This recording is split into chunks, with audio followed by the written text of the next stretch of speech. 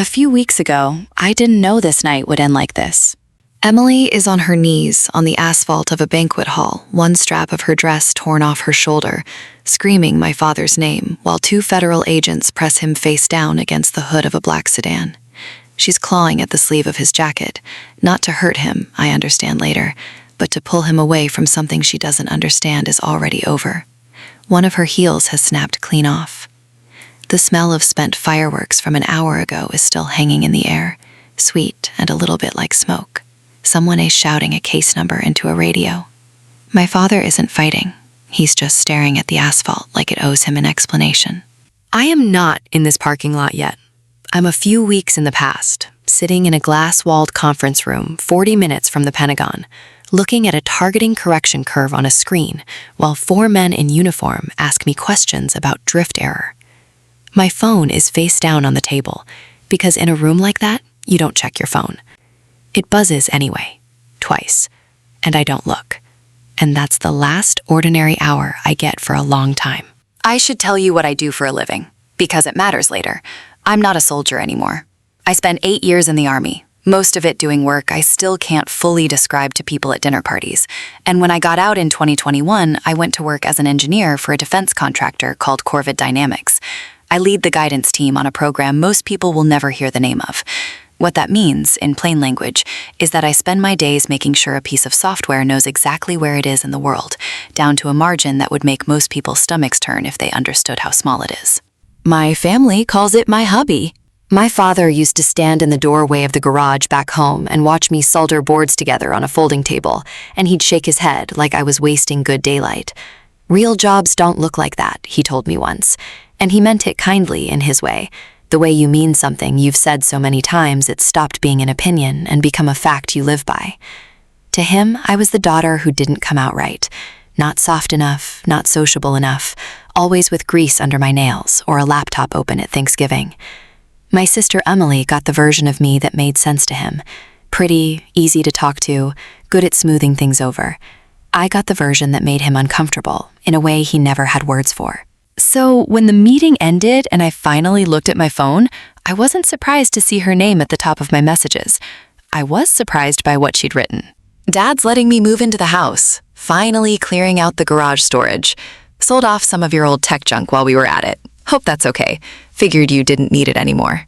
I read it twice, standing in the hallway outside the conference room, my laptop bag still over my shoulder, and something in my chest went very still and very quiet in a way I've learned to pay attention to. Not anger, not yet. Just a small, specific kind of alarm, the kind you get when a number on a screen doesn't match the number it should, and you don't know why yet, but you know it isn't nothing. One of the officers I'd just spent an hour briefing walked past me in the hallway, nodded, said something about seeing me at the next review cycle. I nodded back and said something that must have sounded normal because he kept walking, and I stood there afterward wondering how a person's voice can keep functioning correctly while the rest of them quietly falls out of step with the hallway around her. Old tech junk.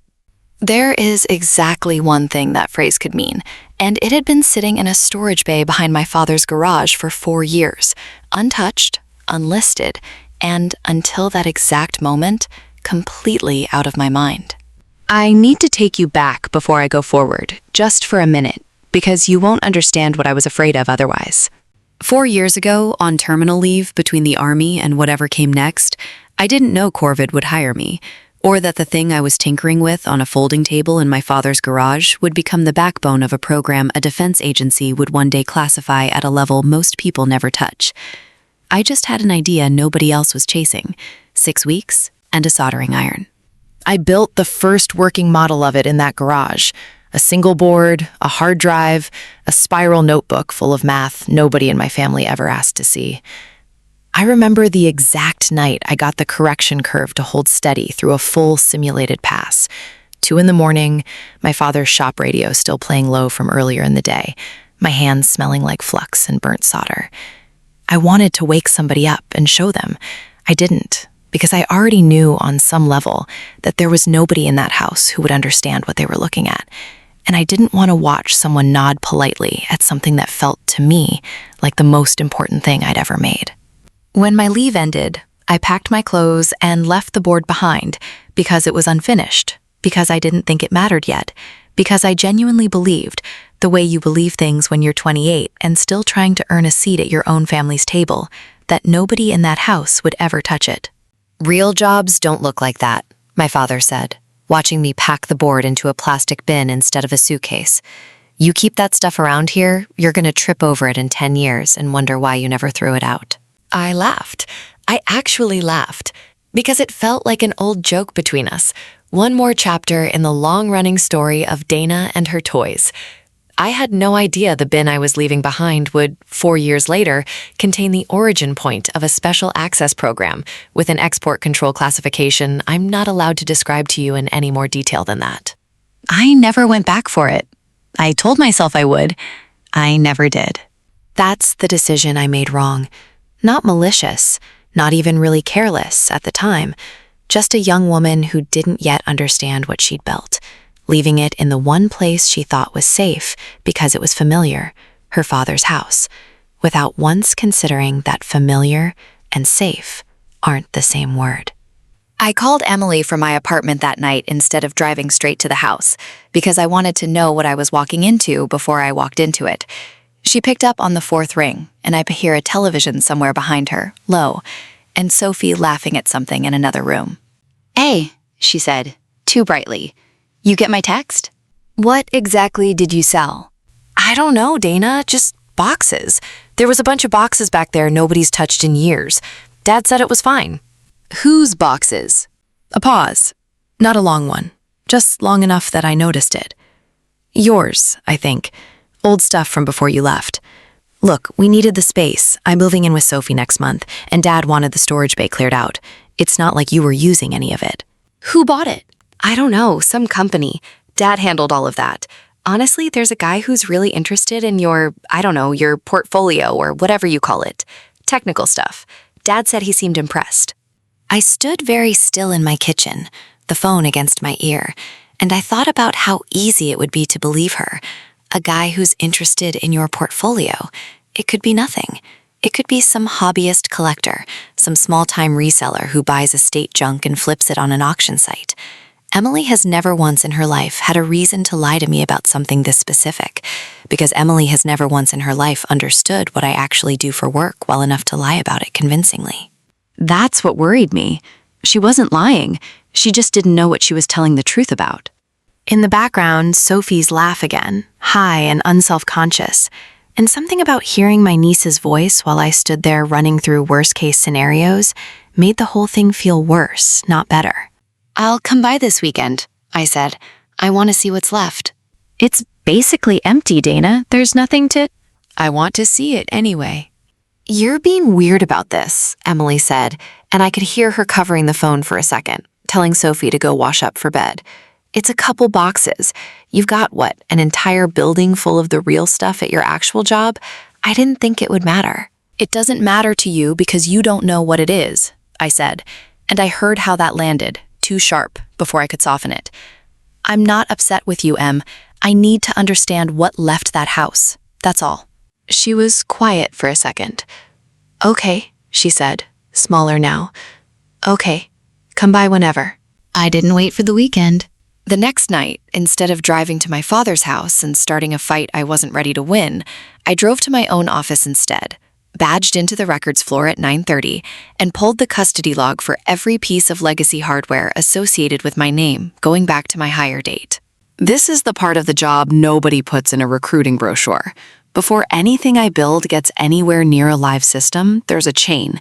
Every prototype, every early board, every notebook full of math gets logged, tracked, and eventually either formally transferred into the program's custody or formally destroyed.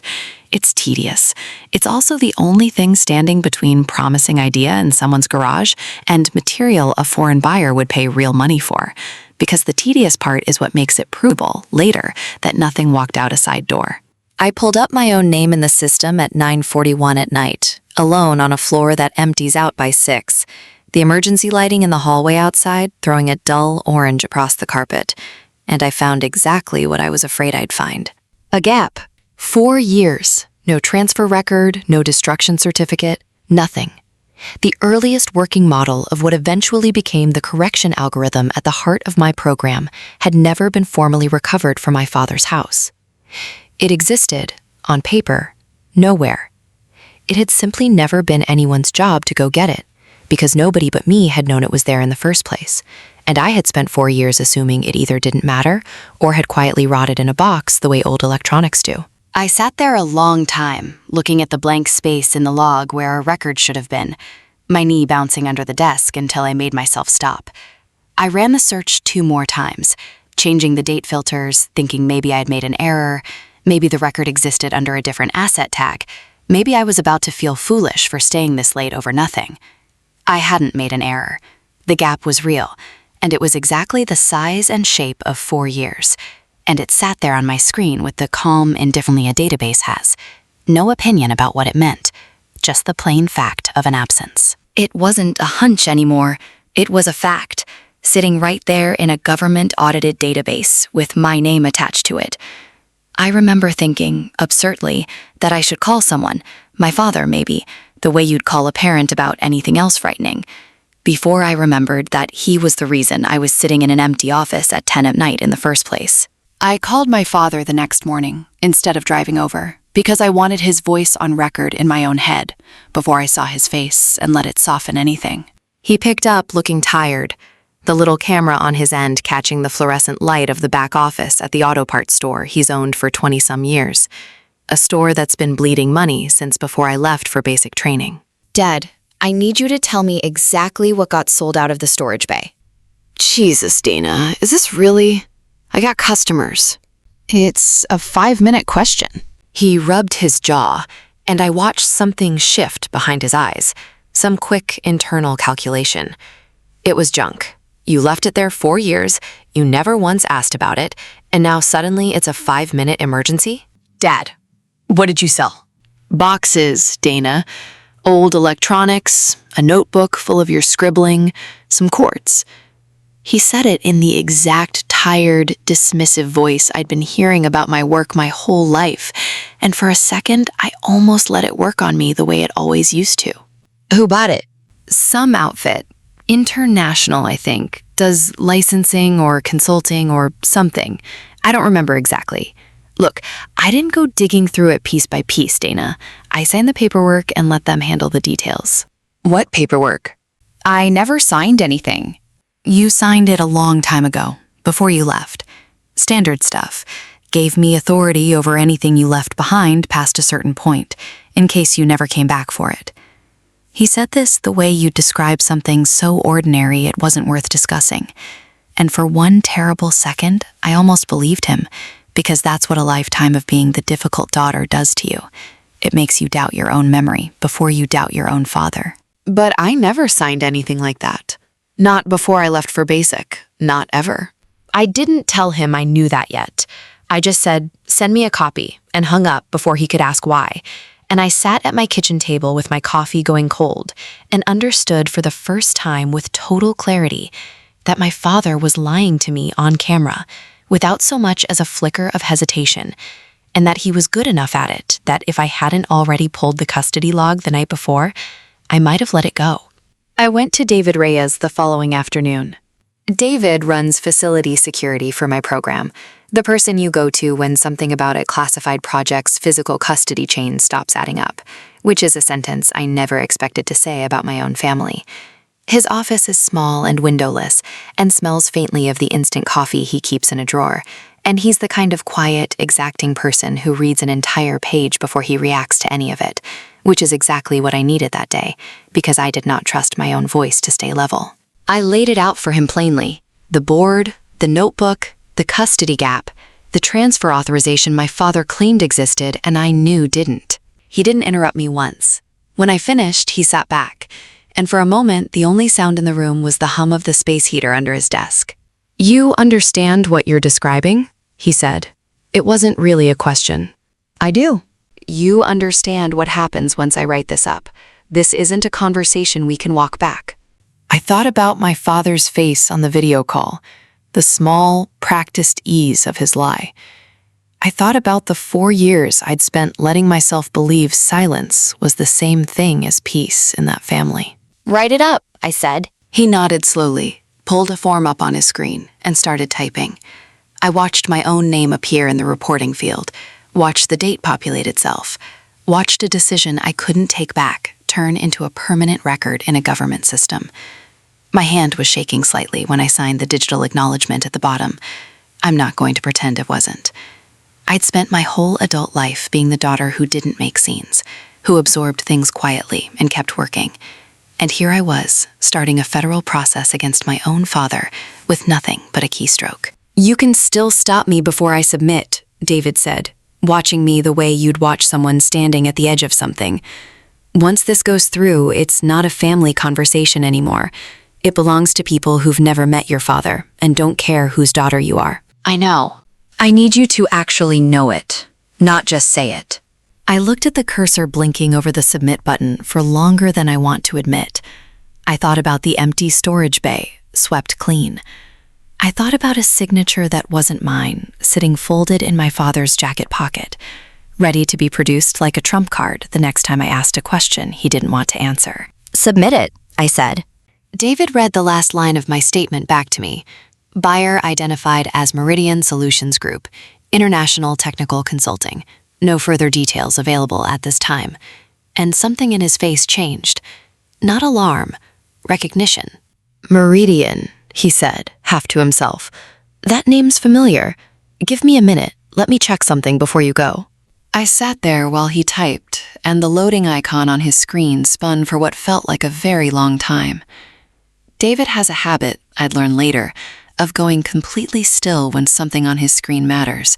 No tapping his pen, no sighing, just a kind of settled quiet that's somehow louder than any reaction would have been. I can't tell you what this is, he said finally, turning the monitor slightly away from me, which told me plenty on its own.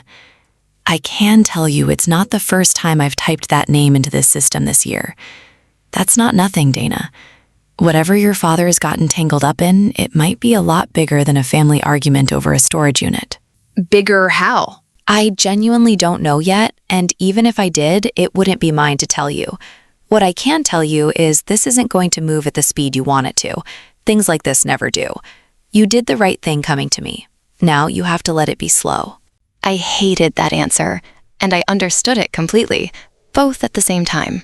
I went back to the house 2 days later, because whatever David was going to find would take time, and I couldn't just sit in my apartment waiting for a federal process to move at federal speed while my father kept doing whatever he was doing. He met me in the garage, arms crossed, already defensive before I'd said a word, which told me more than anything he actually said in the next 10 minutes. You drove all the way out here to yell at me about some old junk? I want to see the storage bay. He didn't move for a second. Then he shrugged, the particular shrug of a man deciding it's easier to let you see something than to keep arguing about whether you're allowed to.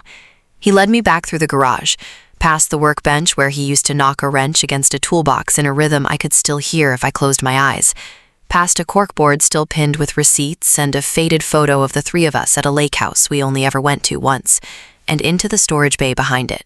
Empty. Swept clean, even. Someone had taken the time to sweep the concrete floor, which felt almost insulting, like erasing a crime scene out of tidiness rather than guilt.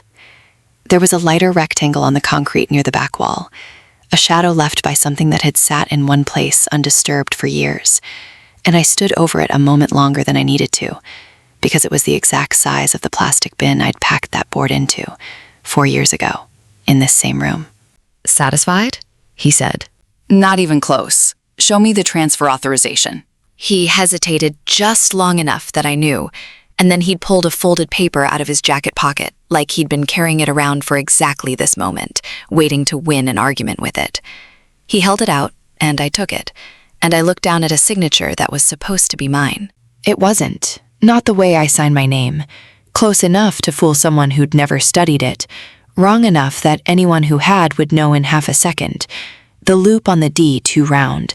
The final stroke under the last name cut off short instead of trailing the way mine always does. a small unconscious habit from a childhood spent copying my mother's handwriting until it became my own. Whoever had written this had clearly practiced. Whoever had written this had also clearly never watched me actually sign anything. Not once, not closely, in all the years I'd been signing my own name. "Where did you get this?" I said, very quietly. You signed it. "I did not sign this." I held the page out flat between us, my finger under the signature line, and made him look at it. "Look at it, Dad. Really look. That's not my hand. You know it's not my hand." He didn't look. That was the part that told me everything. He kept his eyes on my face instead of the page, like looking down at it would make something true that he needed to keep being false. Dana? "This family needed something," I said, and I heard my own voice come out flatter than I meant it to. And instead of asking me, somebody decided it was easier to write my name on a piece of paper. He didn't deny it outright. That's the part that stayed with me longest, longer than the forged signature itself. He just looked at me, jaw tight, and said, "This family has needed things from you for a long time, and you've never once noticed, because you were always too busy being important somewhere else." That's not an answer. You want an answer? Fine. The store's underwater. Has been for 2 years. I owe people money I can't explain to you, and I'm not going to. And there was a box of your old junk sitting in this room doing absolutely nothing for anybody. So yeah, I found somebody who wanted it. I fixed it the only way I knew how to fix it. I asked him then, straight out, how much. He told me, and the number, $1.2 million, full transfer, first installment already wired, landed in my chest like something physical. I asked him if he understood what he'd actually sold. He said it was mine to begin with, so it didn't matter what it was, which told me he genuinely didn't know, or genuinely didn't want to. "It's not junk, Dad. It's not old electronics. It's the reason I have the job I have. It's the reason people I work with get to sleep at night believing a system does what it says it's going to do." My voice was steady, which surprised me, because nothing else in my body was. "You didn't sell my hobby. You sold something the government spent 4 years and a great deal of money building on top of, without ever knowing where the foundation came from."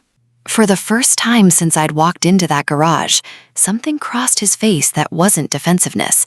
It looked almost like fear. It didn't last long enough to change anything he did next.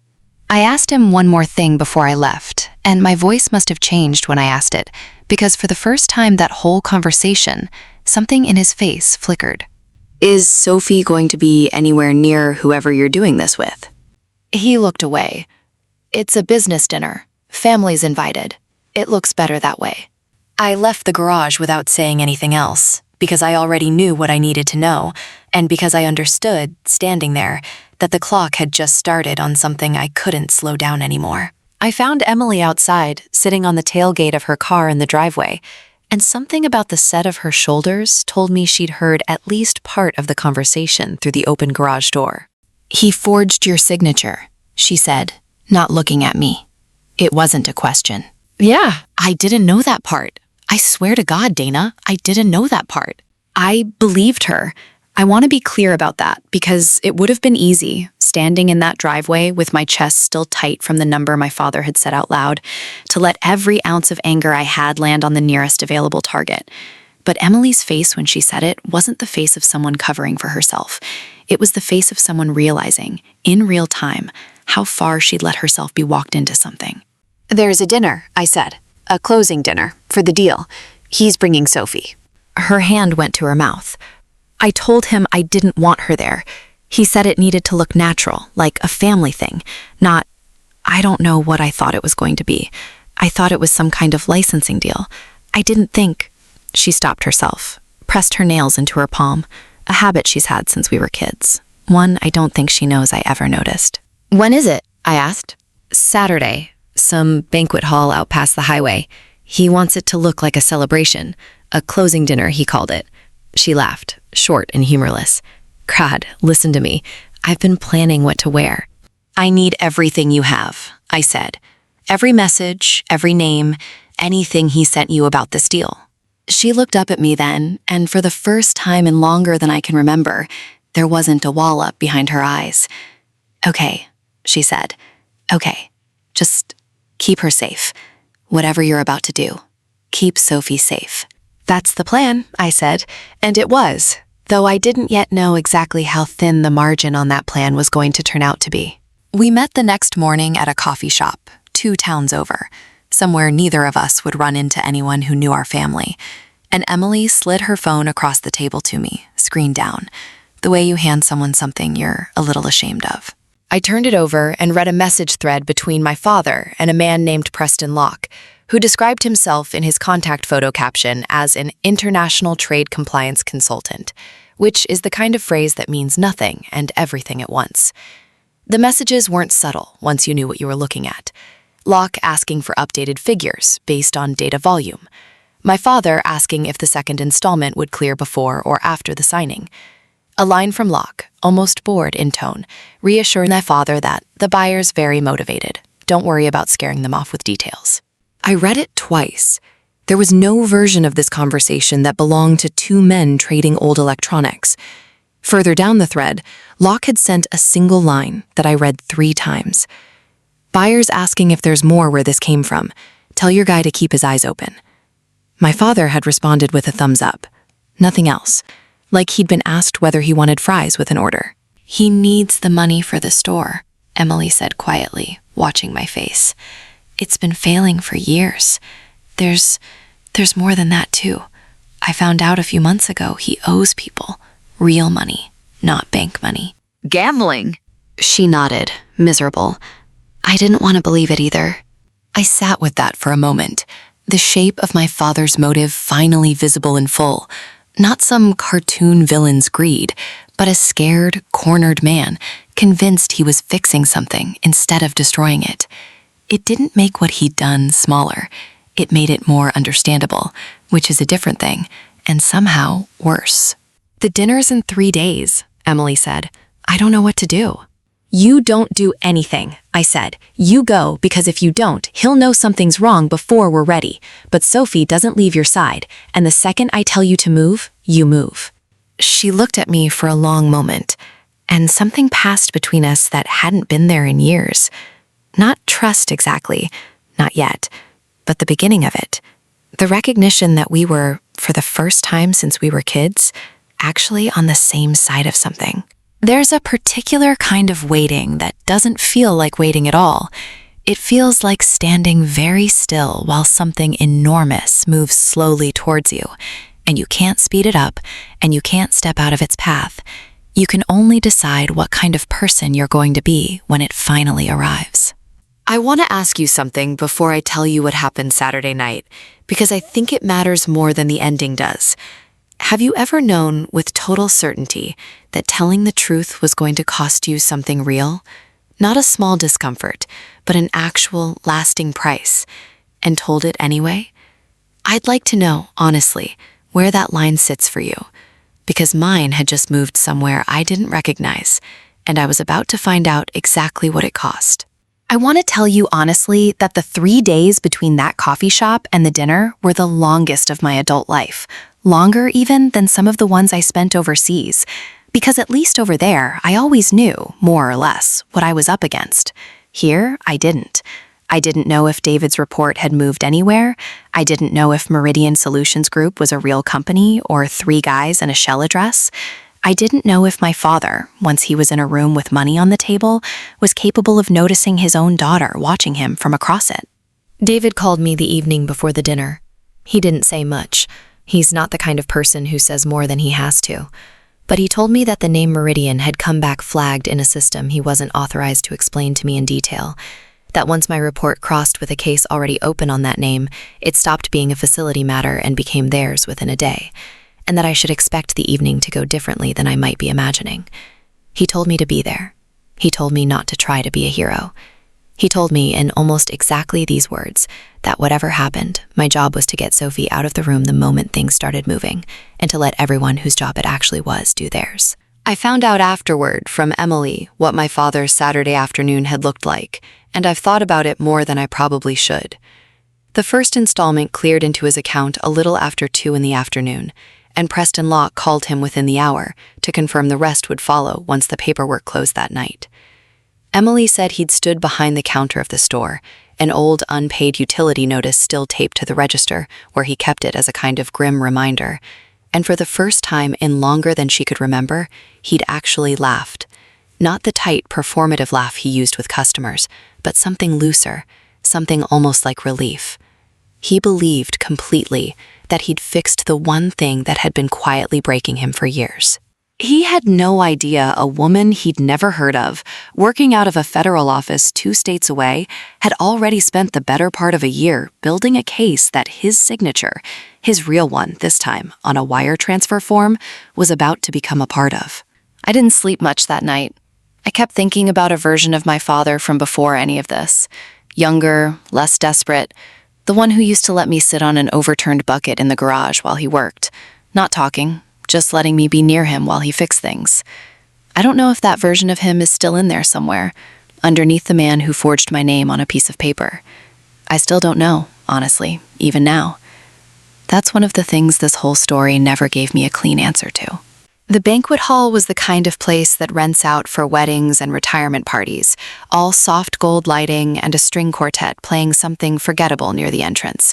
And it was strange beyond description to walk into that warmth and normalcy, knowing what was underneath it. A chalkboard easel near the coat check still had someone else's wedding hashtag written on it in cursive, half erased. I remember thinking, absurdly, that whoever got married in this room last weekend would never know what happened here tonight, that a building holds no memory of what passes through it, only the people do. My father was in a suit I didn't recognize, standing near the bar with a glass of something amber, laughing at something Preston Locke had said. And for just a second, watching him from across the room, I saw the man he must have been in his own head this whole time. Not a criminal, just someone finally winning, finally fixing the thing that had been breaking for years. Locke stood beside him in a suit that fit a half size too well, the posture of a man who'd learned to look comfortable in rooms he didn't actually belong in. And I understood, watching the two of them, that my father had never once in his life been the most dangerous person in whatever deal he thought he was closing. He was just the one who'd end up standing closest to it when it came apart. Emily found me near the entrance, Sophie's hand in hers, my niece in a small navy dress with her hair pulled back, clearly delighted to be at a grown-up party, clearly with no idea what any of it actually was. "Aunt Dana," Sophie said, breaking away from her mother to hug my legs. "Mom said you might not come." "I wouldn't miss it," I said, and meant it in a way she couldn't understand.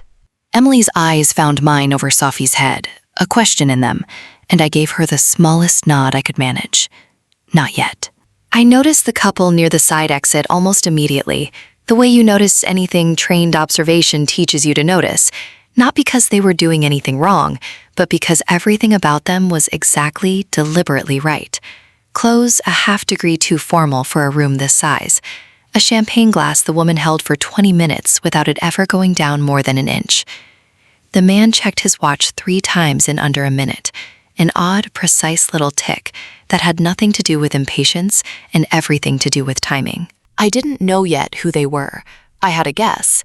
I kept my face still and my eyes moving, and I did not let myself hope too hard, because hope, in a room like that, is a distraction you can't afford.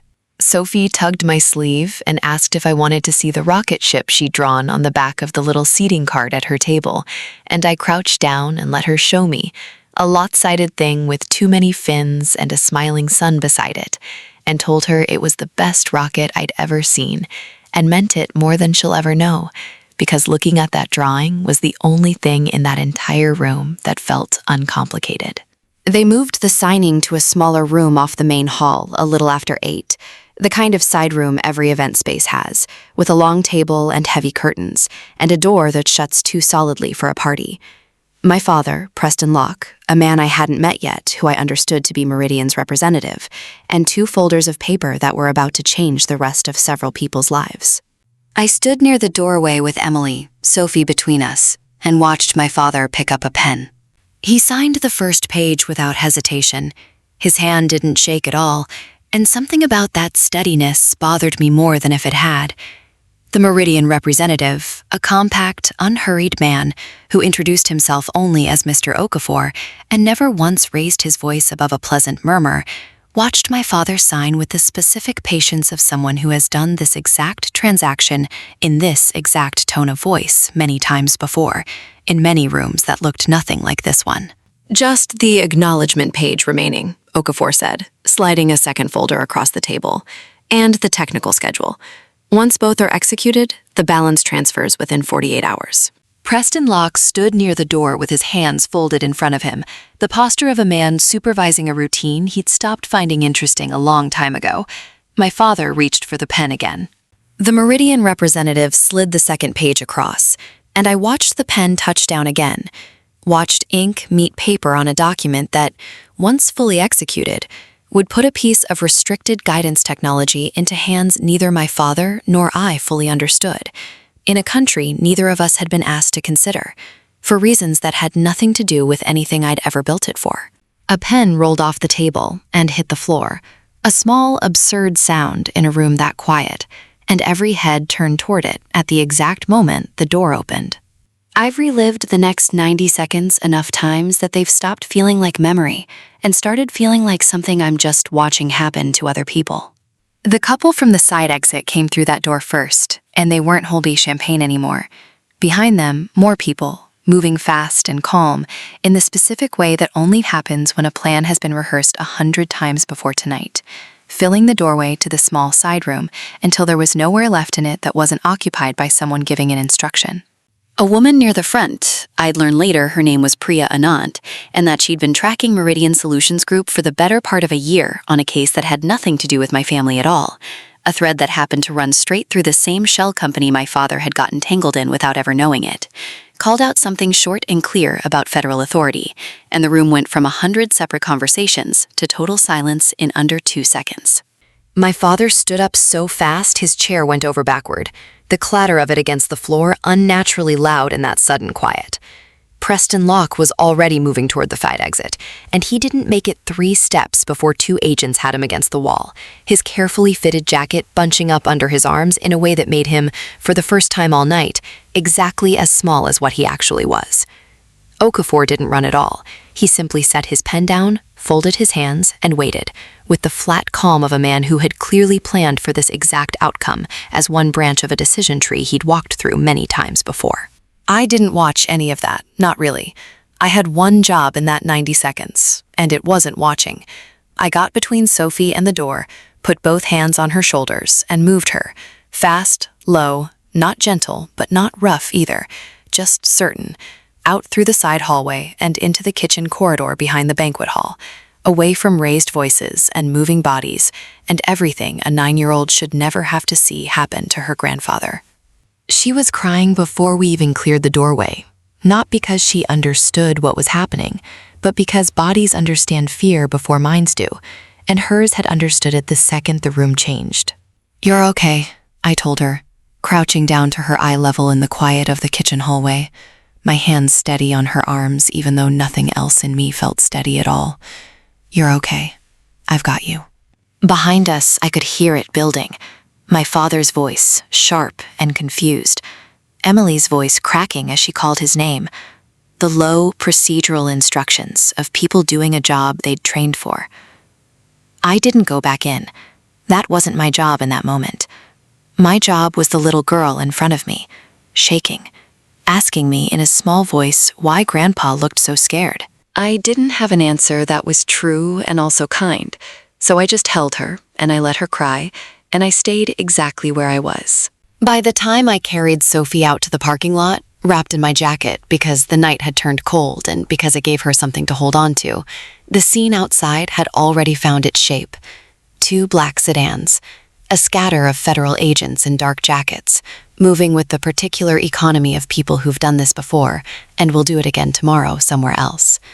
My father, face down against the hood of a car, not resisting, just staring at the asphalt. Emily was on her knees a few feet away, one shoe gone, her dress torn at the shoulder, both hands wrapped around my father's forearm.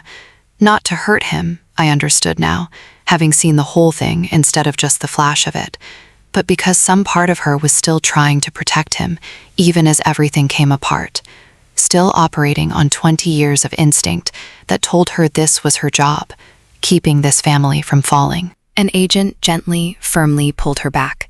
She didn't fight it, not really.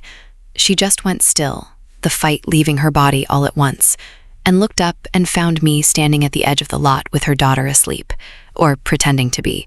Children are smarter than we give them credit for, against my shoulder. Nobody read my father his rights in some dramatic speech. Nobody needed to make a scene of it. It was quieter than that, and somehow worse for being quiet. Just 2 agents, a car door, a short conversation I wasn't close enough to hear, and my father disappearing into the back seat of a sedan that pulled away without its lights flashing, like it had nowhere urgent left to be, because the urgent part was already over. Priya Anand found me a few minutes later, notebook in hand, and asked me, kindly enough, if I was the one who'd filed the original facility report. I told her I was. She nodded, made a note, and told me the case against Meridian had been building for almost a year before my report ever landed on anyone's desk. That my father, without knowing it, had walked directly into the middle of something much larger than a family argument over a storage unit. Your timing, she said, was either very lucky or very good. I didn't plan the timing, I told her, honestly. I just did the part that was mine to do. The weeks after moved slower than the night itself, the way consequences always do, less like an explosion and more like water finding every low place it can reach. My father was charged. I'm not going to walk you through the legal language because I'm not a lawyer and this isn't a courtroom drama. What matters is that the charges were serious, federal, and connected directly to unauthorized transfer of controlled defense technology, and that Preston Locke was charged alongside him, and that Meridian Solutions Group turned out to be exactly the kind of shell arrangement Agent Anand's team had suspected for a long time, just with my family's name attached to one small, ordinary corner of it. Emily was questioned extensively, and in the end, not charged at all. The messages she'd handed me in that coffee shop 2 towns over, the same ones that had made my stomach turn to read, turned out to be the clearest evidence anyone had that she hadn't understood what she was standing next to. I want to be honest and tell you that watching my sister get to walk away from that room mattered to me more than almost anything else that happened, more even than the case against my father, because it meant the version of her I'd chosen to believe in that driveway had been the true one. I didn't walk away clean either, and I think that matters too, because a story where the person who does the right thing pays nothing isn't really telling you the truth about what the right thing costs. 6 weeks later, I sat across a desk from a security officer I'd never met before, wearing a visitor badge in a building I'd worked in for years, while my own clearance went through a review. Standard procedure, they told me, given that a piece of controlled technology tied to my program had spent 4 years sitting in a private residence I had access to. I understood why. I even agreed it was necessary. Understanding a thing and feeling it land somewhere painful in your chest are 2 different experiences, and I felt both of them at once, sitting there with a laminated visitor pass clipped to a blouse I'd worn to that building 100 times without needing one. The officer asked me the same handful of questions 3 different ways, the way these interviews are designed to do, and I answered them all the same way each time, because I'd made my peace with the fact that I had nothing to hide and every reason to be patient. I walked past David's office twice a week during those 2 months, and neither of us said much about it out loud. He'd just nod, sometimes hold up 2 fingers to mean 2 weeks, or shrug to mean he didn't know either, and somehow that was enough. I kept doing the work. I kept showing up. I learned to sign in at the front desk like a stranger, in a building where half the guards knew my coffee order, and I did it anyway, every single morning, because the alternative was letting the badge decide who I was. The review cleared me, eventually. It took most of 2 months, and during those 2 months, I kept doing my job with a badge that said guest, instead of the one that had said my name, and I learned something about cost that the version of this story I might have told myself a year earlier never would have included. The visitor pass didn't go away just because I'd done the right thing. It just meant I decided walking in that I could wear it anyway. I called Emily 2 months after that, not because enough time had passed to make it easy, but because I decided I didn't want to wait for easy. We met at a small park near her new apartment, the one she'd moved into without my father's house ever entering the conversation again. And Sophie ran ahead of us toward the swings the second she saw me, already asking if I'd draw her another rocket ship before I left. Emily and I sat on a bench a little apart from the play structure, close enough to watch, far enough to talk. "I keep thinking about how long we never asked you anything," she said, watching Sophie climb the ladder to the slide. "Like, actual questions. What you did all day, what any of it meant. We just called it your toys and moved on." "You were a kid too," I said. "It wasn't only on you." "I'm not a kid now." She turned to look at me, and there was something steadier in her face than I'd seen there in years.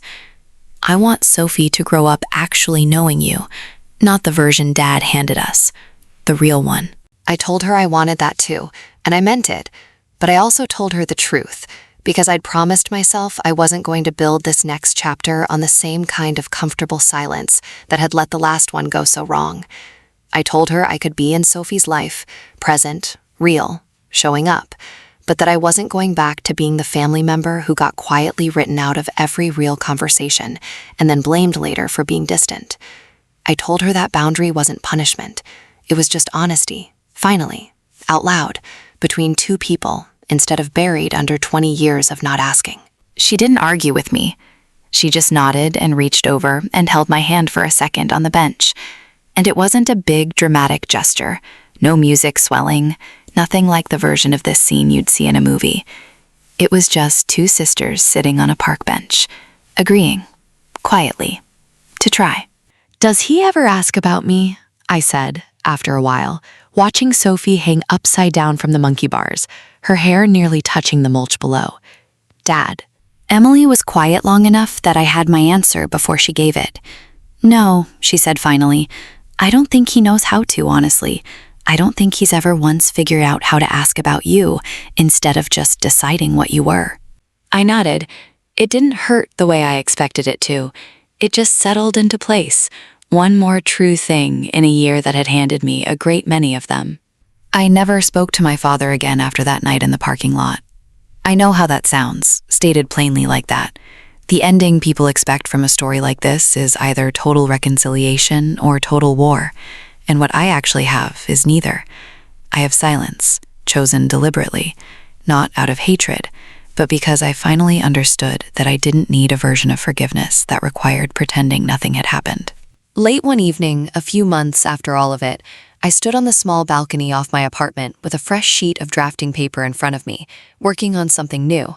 Not a repair of the old algorithm, not some echo of what got taken, but an entirely different problem I'd been wanting to chase for years and never made time for.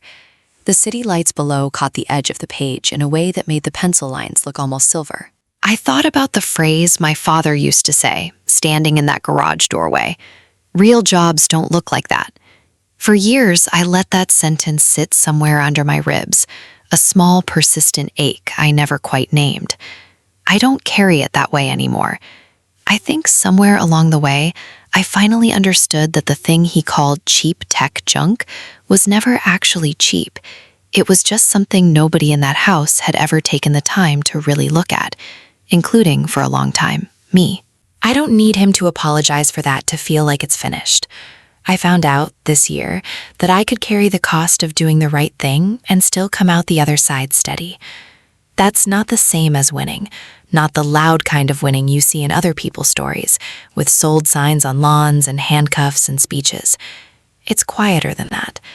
It's just a woman on a balcony, working on something new, no longer waiting for anyone to notice. Some nights I still think about the empty storage bay, that lighter rectangle on the concrete where a bin used to sit. I used to think of it as the place something was taken from me. I think of it differently now, as the place I finally stopped leaving pieces of myself behind for someone else to decide the value of. I pack up my own work differently these days. I keep records. I ask questions before I hand anything to anyone, even people I love, especially people I love. It's a small, practical habit, and it cost me a great deal to learn. If there's a family member you've had to build a wall around, not out of anger, but because it was the only way to finally feel steady, I'd like to know how you found the strength to hold that line, even when part of you still wished things could have been different. Tell me about it if you want. I read everyone.